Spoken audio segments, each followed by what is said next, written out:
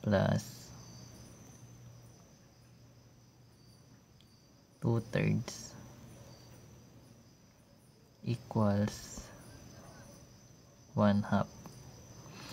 Kapag ganito guys yung given, rational equation yan, and you need to find for the variable x, no?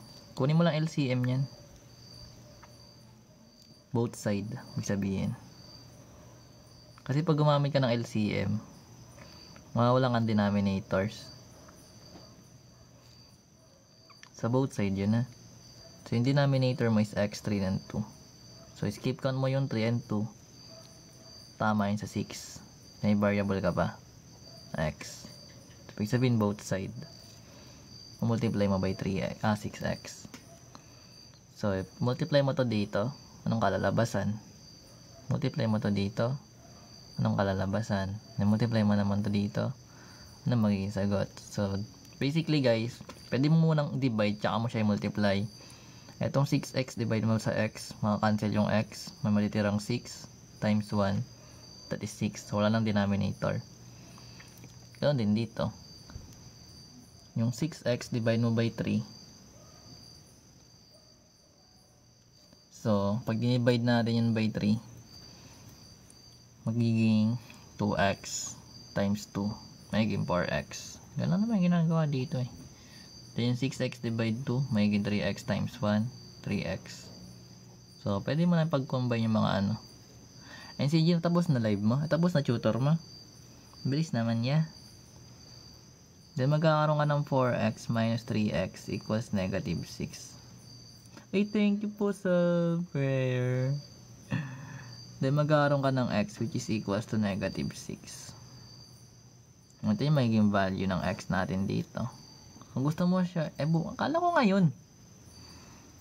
Bayan niya. So, gusto mo i-check, karoon ka ng ganito.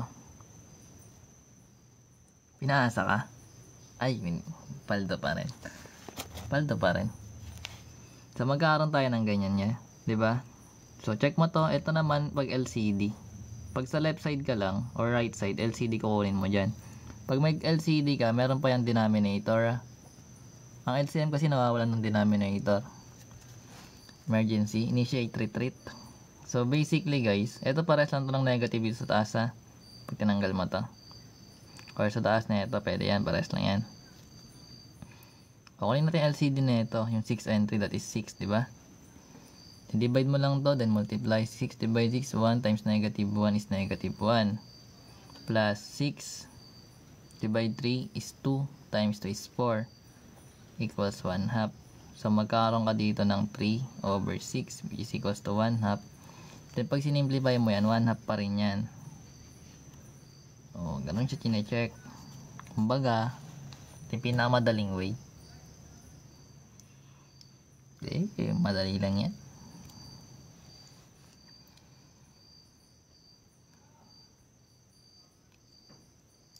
Ilang hours? 10 hours?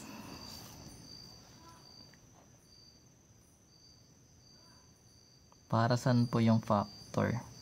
Yung factor guys, ang ibig sabihin ng factor kasi, ito yung number na divisible sa certain number mo. Ibig sabihin, pwede mo siya pang divide. Hello back. Diba? Kunyari, meron tayong 8. Yung 8, pwede siyang 1 times 8 times 2 times 4. 8 pa rin yan. Ito guys, yung factors na tinatawag ng 8 natin. So, ibig sabihin, pwede mo ipang divide itong mga factors dito without remainder. Ibig sabihin. Kaling ko mag-explain na.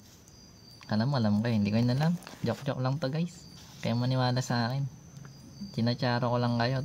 Naniniwala naman kayo. Charo lang yan. So, yung 8 divide 1, 8 yan. Walang remainder. Tapos yung 8 divide 2, that is 4. Walang remainder. Yung 8 divide 4, that is 2. Walang remainder. Then yung 8 divide 8, that is 1. Walang remainder. Yan ibig sabihin ng factor.